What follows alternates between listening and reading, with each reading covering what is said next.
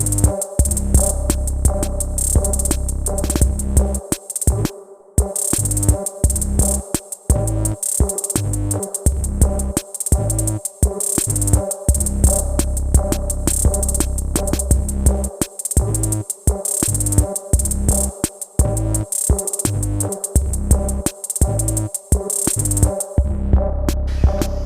Everyone, welcome to my YouTube channel Harish vlogs. I am Harish. दोस्तों, आज हम बात करेंगे मेरे हिमालयन के 10,000 किलोमीटर्स और 1 साल पूरे होने के बारे में। इस हिमालयन के साथ में मेरे जो कुछ पॉजिटिव्स और कुछ नेगेटिव्स एक्सपीरियंसेस जो जुड़े हुए हैं, तो उन सब चीज़ों के बारे में मैं आपसे डिस्कस करूंगा, ताकि जो कोई भी ये व्हीकल को लेना चाह रहा है या फिर somebody is like very much confused about this vehicle whether to buy it or not, so this might help them very much। सबसे पहले हम बात करेंगे ये व्हीकल के कंफर्ट के बारे में। कंफर्ट के मामले में ये व्हीकल बहुत बढ़िया है। That means the sitting position of this vehicle is very perfect, that even in very much long rides you will not feel any discomfort to your backbone. The sitting position is so much upright that your hands also very much straight on the handlebars. You will not feel over leaned on the petrol tank. हाँ दोस्तों, इसका जो ride quality है वो बहुत ही बेहतरीन है, क्योंकि इसका जो फ्रंट सस्पेंशन है वो टेलीस्कोपिक है और उसका जो ट्रैवल है वो बहुत लॉन्ग है। इसका जो रेयर सस्पेंशन है वो मोनोशॉक्स है और वो भी इतना स्मूथ है कि आपको जो भी कोई रफ रोड्स हो, bad patches in the tarmac, all those conditions आपको फिर अनकंफर्टेबल या रफ फील नहीं देगा आपको। It is as good as buttery smooth.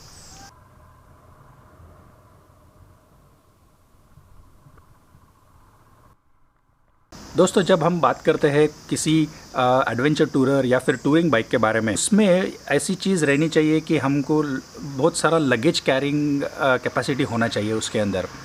तो ये जो रॉयल एनफील्ड हिमालयन है वो कंपनी से ही बहुत सारे ऑप्शंस दिए हुए हैं कि उसके ऊपर बहुत सारे आप लगेज डाल के कई दिनों तक आप घूमने के लिए जा सके। This vehicle comes with the option of mounting a panniers at the rear end jerry cans at the front. Apart from this vehicle has a small rack kind of a thing at the rear, where you can place some top box or some soft luggage bag over that, and still you can carry some more luggages on that। दोस्तों, इसके अलावा tank bag भी आप इसके ऊपर mount करके आप बहुत सारा सामान उसके अंदर भी लेके जा सकते हैं।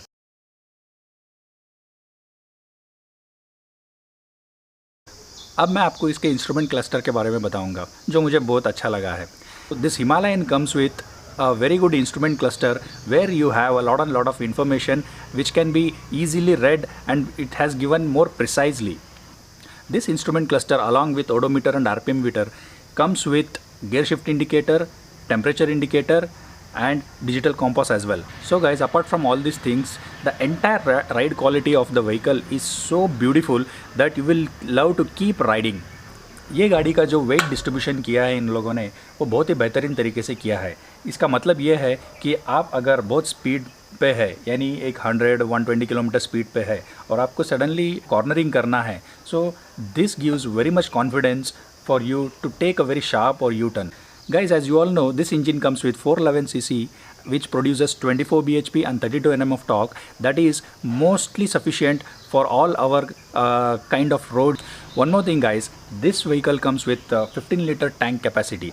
That means you need not stop every now and then when you are enjoying your ride. चलिए दोस्तों, ये सब हो गया इसके पॉजिटिव थिंग्स के बारे में। हम अब बात करते हैं जो चीज़ मुझे अच्छी नहीं लगी।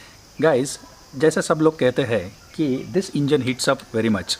Yes, that is correct up to some extent. That means long run में या फिर हाईवेज़ में आपको ये मालूम नहीं पड़ेगा।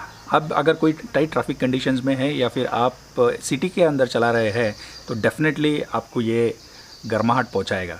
Second thing is non tubeless tyre. That means this vehicle comes with a spoked wheel. Spoked wheel रहने से परेशानी क्या, समझिए अगर हम कहीं लॉन्ग राइड पे गए हैं, लोग नहीं है या फिर कोई दुकान नहीं है, अगर आपकी गाड़ी पंचर हो जाती है तो आप क्या करेंगे? अगर आपका टायर ट्यूबलेस है तो देन आप उसको पंप करके एयर फिल कर सकते हैं और आपका राइड कंटिन्यू कर सकते हैं। लेकिन ये व्हीकल जो है वो नॉन ट्यूबलेस टायर के साथ में है, तो उस वजह से आपको वो ऑप्शन नहीं मिलेगा। सो वो कभी आपको दिक्कत पैदा कर सकता है। सच मानिए गाइज, इन दिस 10,000 किलोमीटर्स और 1 year I never had a puncture on my vehicle. एक चीज़ इसके अंदर जो मुझे अच्छी नहीं लगी दोस्तों, that is the power of this engine when you are with the pillion. यानी आप जब अकेले इस गाड़ी को चला रहे हैं, इसका पावर बहुत सफिशेंट होगा आपके लिए। When you are riding with the pillion, you will feel that this engine is underpowered, but only when you are traveling in ghat roads or you are on steep incline. So guys, इसके अलावा मुझे इस गाड़ी में कोई negative point इतना दिखा नहीं है इन 10,000 किलोमीटर में। एक चीज़ एक ऐड करना चाहूँगा मैं इसके अंदर कि सर्विस जो इश्यूज़ है रॉयल एनफील्ड का, वो मुझे भी थोड़ा सा एक्सपीरियंस हुआ है। बहुत लोग कहते हैं कि इसका सर्विस अच्छा नहीं है और मैं भी उसे कुछ हद तक मानता हूँ। जैसे ही मैंने गाड़ी लिया था, कुछ दिनों में इसके इंजन में कुछ अबनॉर्मल साउंड आया था।